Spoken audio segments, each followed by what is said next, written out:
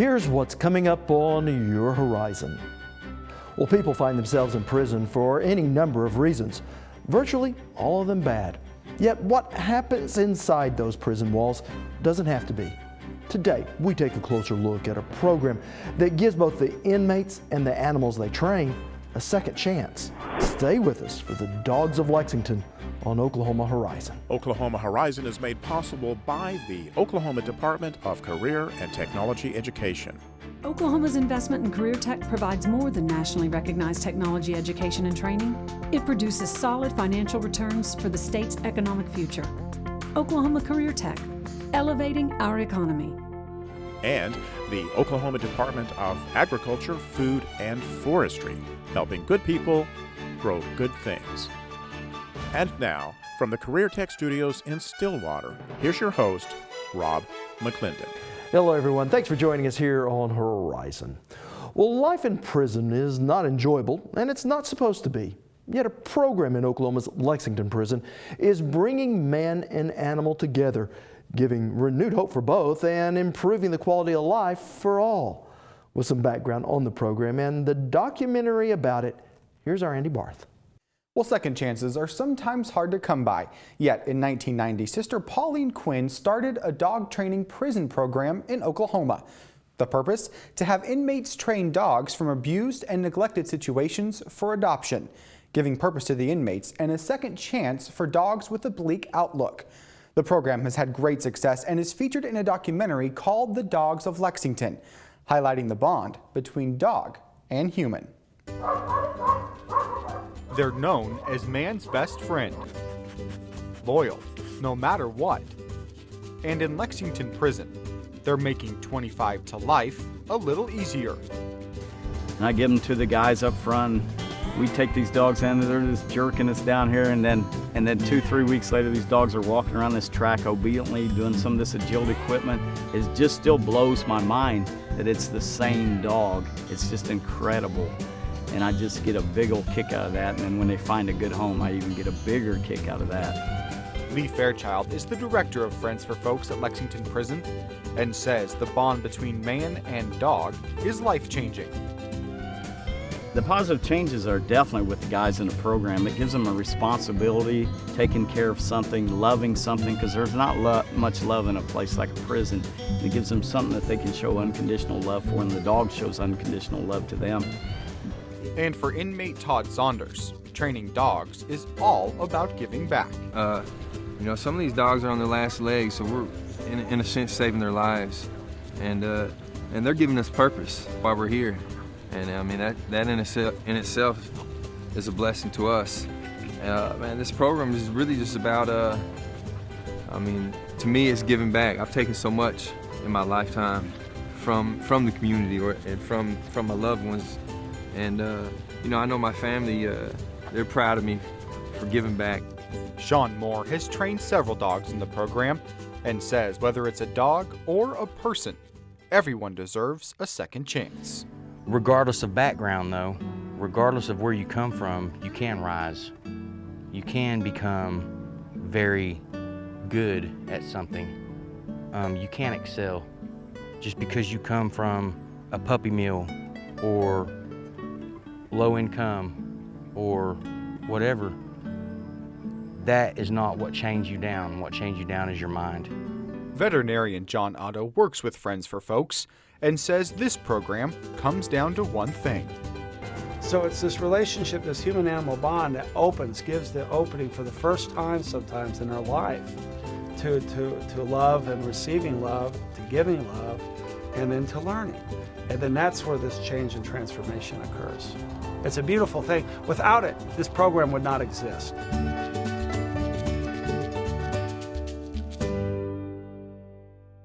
Now, when we return, the founder of Friends for Folks joins me in studio, as well as the trainer and producer of the Emmy Award-winning documentary. You're watching Oklahoma Horizon, featuring some of the good things that are happening in the great state of Oklahoma. So, gentlemen, I have to ask, what's it like when an offender that's new to the program gets their first dog? When they get to go back there the first time and they get a dog, you just can't even describe the joy in their face. they got a dog to work with, they get to work back, and the only way to describe it is a glorious dog park because it's got the agility equipment, it's got a track to work your dog. It also has a little pool there, so it's a place to get away from the rigors and the prison and all the razor wire and all that kind of stuff and get back there and work your dog and be more humanized, I guess is the best way to put it. And I would think that would have to be important, helping not just the dogs, but also the offender. There's no doubt about it. I've said it before, it's almost like a snowball effect. You get people that get in the program, they start getting the responsibilities of feeding, brushing, taking care of the dog, doing all the things that I have them do. They have to walk 10 times around the track every day with their dog. They have to work so much basic obedience a day with their dog. I just recently had a guy not long ago that hadn't finished his GED, had been struggling with it for years. The other guys, as mentors, helped him with his dog, and then they also got him going up to school getting his GED. That happens quite often, and then a lot of people, once they get their GED, they start going to college, or they get enrolled in the career tech and HVAC, cabinet making, various skills that if and when they get out, that'll be beneficial to them in the future. And plus, we do a lot of tours there at Lexington, and some of the guys, they've learned to speak in front of those tours, and then next thing you know, they might be in Toastmasters, and then they learn to speak. Yeah. And those are the guys that whenever we have tours and we have groups come in, that they speak to those groups. And so when they do get out and they go in for a job interview, they'll know what to say and that kind of stuff, and they'll have the skills to keep them out of prison and become productive, tax-paying citizens. That's kind of the goal. Yeah, learning the soft skills. Mm-hmm. Yeah. So, John, you're a veterinarian. I want you to take me through how this program began. Really essentially began in 1981 with Sister Pauline Quinn starting it in Washington State. Then my mentor, Dr. Grant Turnwald, helped start it in 1990 after hearing people from the Delta Societies talk about the prison dog program.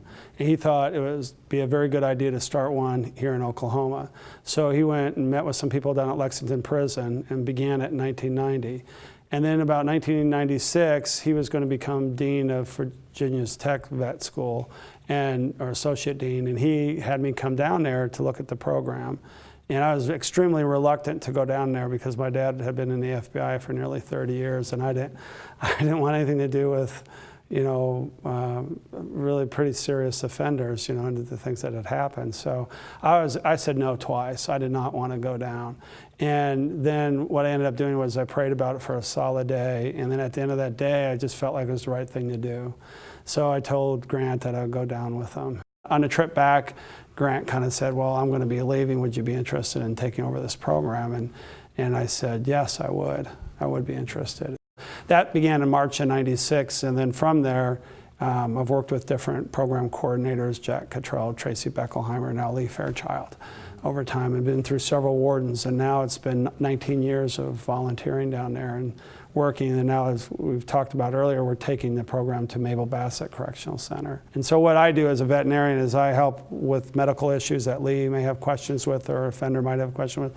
I'll go down and give a class on parasitism and first aid and talk about cleanliness of a kennel or how to treat an animal that has an allergic reaction or how we take care of parasites, internal, external. So what's neat about that, though, is it starts to get them thinking in terms of not only caring for the pet, but medically looking at it too, so it's a different level for them. There's such an interesting relationship between the pet that usually comes from a shelter or a rescue or an organization, and they've often had a very similar background to the offender where usually their life hasn't been very easy at all. And then you see this animal and the offender get together and you see this transformation occur and you see it in their eye. And that's what's so magical about it. And I think that is such an important point that not only are the offenders getting a second chance with these animals, the animals are actually getting a second chance as well, just like Duke did. Right. So tell me a little bit about Duke. Well, Duke is a 7-year-old standard poodle. He was actually donated to the prison. He was about 16 weeks old when he was picked up. The offender that had him is Bill Gasaway, and I hope Bill's okay right now because he hates being without his dog, and he's done a fantastic job, as you see with Duke. Actually, I had a certified trainer come there that could certify Duke in AKC, Canine Good Citizen, and we did that with Duke there. And then I took Duke out myself to Canine Sports Academy there in the Goldsby, Oklahoma area and put him through a class for his Therapy Dog International certificate. So he's Therapy Dog certified and Canine Good Citizen. So he's just is about as good as it gets. Yeah. He's a representative of the Friends for Folks. He's our mascot there. So he comes out, and if you've never seen it, it's really a sight to behold. He'll run the obstacle course by himself. And when he goes flying over, the last part of it is a jump. He looks like a deer going over. It just looks really cool. So we have a lot of tours, like I said before, and almost everybody at the tours, I said, make sure you're watching there at the end. Everybody gets a big old kick out of that. Yeah, and you did bring along with you a mascot that was made, and this was made inside the prison? It was made at Mabel Bassett Correctional Center. Yeah, yes, and that's a little dog that represents Star, one of the dogs that was down there years ago that ended up saving a lady's life. Mm-hmm. And tell us a little bit about Star too, because you also have this children's book that is fairly new or right, recent. just came out this fall, and it's called Marvin's Shining Star, and it's a story about a offender named Marvin, who's a good friend of mine, that trained a dog named Star that was brought in from the Norman Animal Shelter. And when he trained her, she ended up becoming one of the best search and rescue dogs that they've ever had. And Marvin told me Star could find him no matter where he was in Lexington. He could hide anywhere, and Star could find him. So it was a very good dog. But anyway, a lady who had Alzheimer's drifted off her unit, became lost. They spent 10 hours with other search and rescue teams and infrared helicopter, couldn't find this lady. And it was in the fall, and if they didn't find her soon, she had Alzheimer's, she was gonna die of probably exposure or dehydration. So it was imperative they found her. So Tracy Beckelheimer got Star, and it's just like a Walt Disney story, and they let Star smell her pillowcase, and in 20 minutes Star found her down in a ravine. So it's a really amazing story, and we tell it in the film Dogs of Lexington. You'll see actual footage of Marvin and Star in there. Now, Greg, you're a filmmaker. I want to hear about the actual production of doing the Dogs of Lexington. What was it like shooting behind the wall, and what was it like meeting some of the people you did?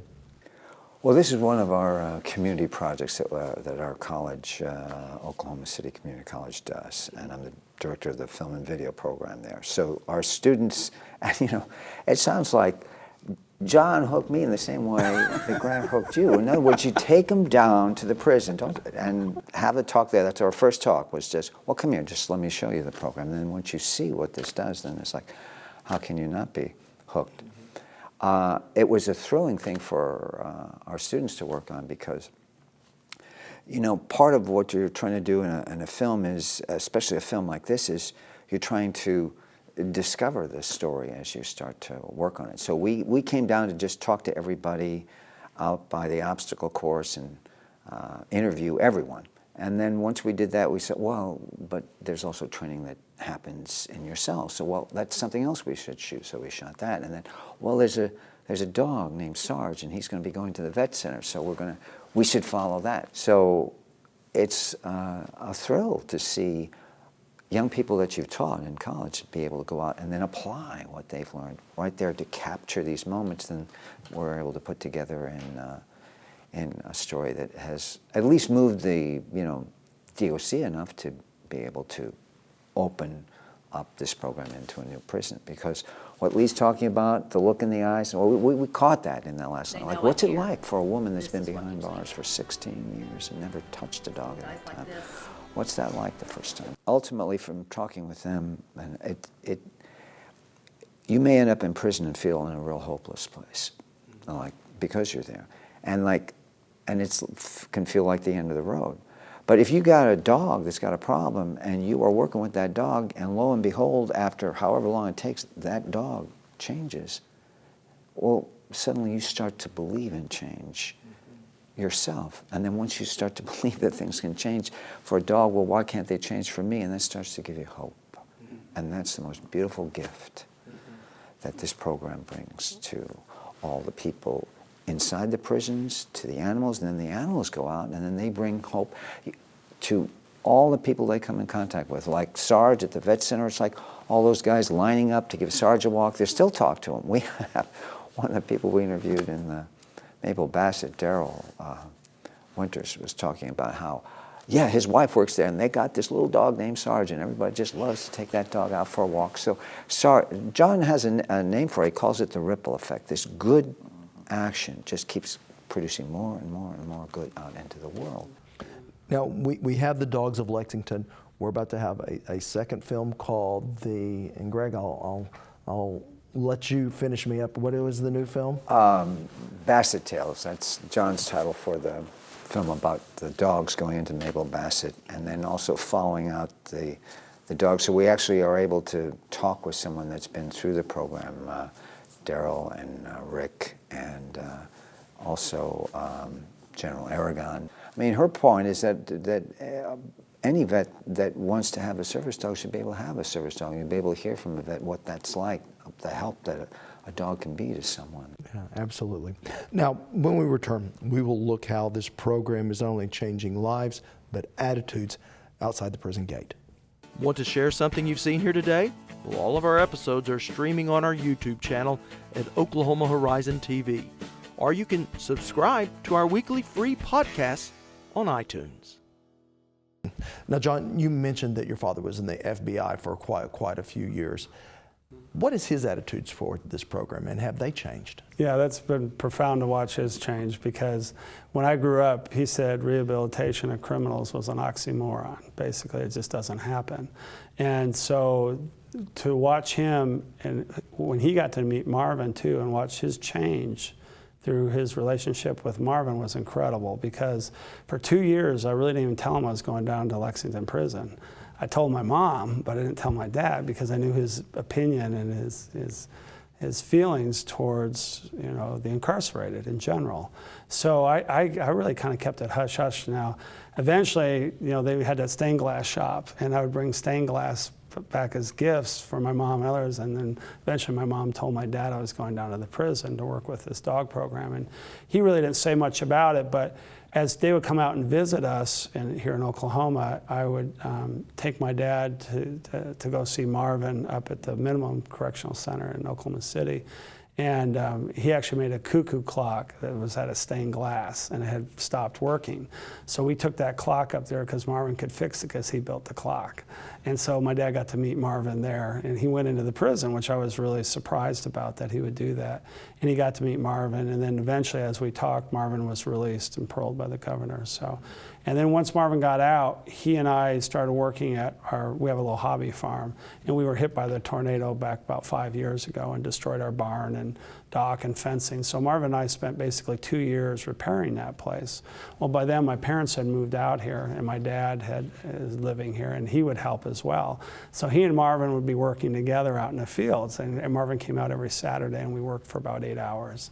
And I'll never forget this one scene where we're in our house having lunch, and a football game was on. It was in the fall, and Marvin loved football. My dad loves football. So there, the two of them are sitting in our family room, and I'm making these barbecue sandwiches, and they're laughing, and they're talking about the game. And I thought, here, I wish I had a picture of somebody that was, you know, former director of the FBI, and Marvin, who was in for murder, you know, incarcerated.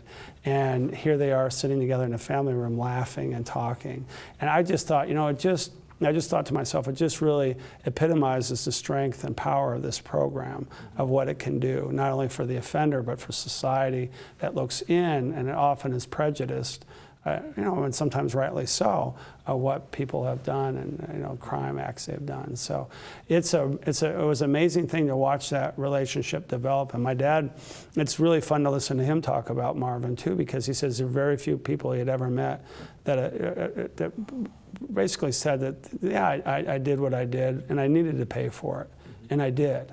And not that he ever made any excuses about what he had done. He said it was wrong and it should be, and he needed to pay for it. And my dad said it was extremely unusual to find somebody like that. And I think that's why Marvin did so well, because he accepted what he did, and he didn't make any excuses about it. I do want us to show some of your dad's comments from the video, The Dogs of Lexington, because I think it really shows how attitudes are changing about this program. It's ironic for me to have spent a lifetime in law enforcement and have you come up with a rehabilitation program that seems to have real, honest-to-God progress. And I can't imagine a more unusual circumstance than having, been brought to this rehabilitation program by a son that in all the years that we talked about this sort of thing, I gave you an impression that rehabilitation, in fact, did not work. So I'm just as amazed and happy to be part of this as I can be. I'm glad I'm alive to see it. Well, we see how this program affects people outside the prison, but what about the offenders that are working with these dogs? What type of changes do you see? Well, the changes that I see more than anything is they probably soften up a little bit because not much love in a prison, to be honest. And now they've got a dog that gives unconditional love. And they pet and love on the dog and take care of the dog's needs and work with the dog, and the dog improves as they go along. And it makes them a softer person. They're less inclined to get in little petty squabbles with somebody else. When you put a lot of men together, a lot of testosterone together kind of thing, you do have some fights and that kind of stuff. And we probably no probably about it, we do have less issues on the unit where the dogs are than anywhere else. And those guys, they just keep everything cleaner. They don't get involved in little petty jealousies that go on in the prison life, and they get softer and just are a lot more responsible and a lot more careful. And then they start getting that back to that hope that, if I keep doing things right for a few years, I've got a chance to get out of here maybe. And it's just a snowball effect doing the right things more than anything. I guess we should note that while Duke has stayed with you, most of these dogs, really all these dogs, go through the program and then are placed outside with people. That's exactly right.